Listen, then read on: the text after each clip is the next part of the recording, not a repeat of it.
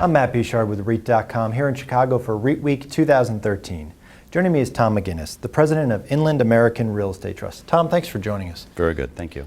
Your company owns a diversified portfolio of assets across a variety of segments. Now, what areas are you expecting to have the strongest returns for the rest of the year? And are there any segments that maybe are facing more of an uphill climb? Well, I guess first is we are definitely a diversified REIT, and each asset class has a different optimum value point. So if something isn't necessarily in favor today, it clearly will be at some point down the road. We have three asset classes that we are starting to rotate into, and that is student housing, retail, and primarily necessity-based, and then also hotels. We think that those are areas, not only do we have core competency, but we have built a platform of people with phenomenal expertise in those areas. And we think that, especially in the area of hotels, because the lease term is 1 day, so you're able to raise the rents very, very quickly, that we think once we get into maybe a reasonable inflationary time period, that there's going to be a nice return to our investors. Now, Inland American has grown by a number of acquisitions in the past several months, but I wanted to move away from that a little bit and talk about the strategy behind your JV with PGGM Private Real Estate Fund and how deals like that benefit the company. Well, on several different fronts. I guess first of all, we are excited to work with a phenomenal global partner in PGGM. They're managing 133 million euros across many different fronts. And they are a very good partner because they are real estate people first and foremost. And it gives us the ability to expand into our core markets, which is primarily Oklahoma and Texas, in a core asset class that we think that we have phenomenal competency in and really be able to have some market dominance.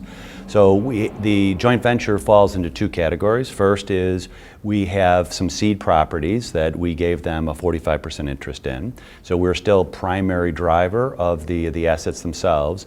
And then together with that equity and their additional equity, we will go out and expand into those markets. And there's been an increased focus on transparency in the public non-listed REIT space, and Inland American certainly has embraced that, and that's seen primarily, or one of the ways it's seen is through your online message to shareholders following earnings reports. Mm-hmm. Now, what has been the response from shareholders, and do you think increased transparency is going to, in the long run, attract more capital to the space and to Inland American? Well, first is to kind of establish who Inland American is. We have 187,000 shareholders, and our product was sold between 15 to 20,000 financial analysts. So if you were to add those two together, we would be the second largest city in the state of Illinois. So clearly it is a retail investor base, and based on that, we need to make sure that our messaging is very straightforward and very transparent.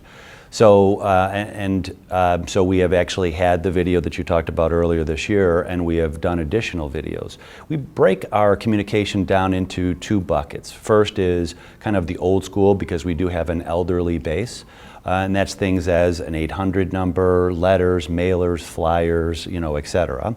But we do have some younger constituents, so we are working on things like the video. We'll be expanding that in the future, and maybe even expanding into some social media in the future. We also think that it is an example when you look at our filings.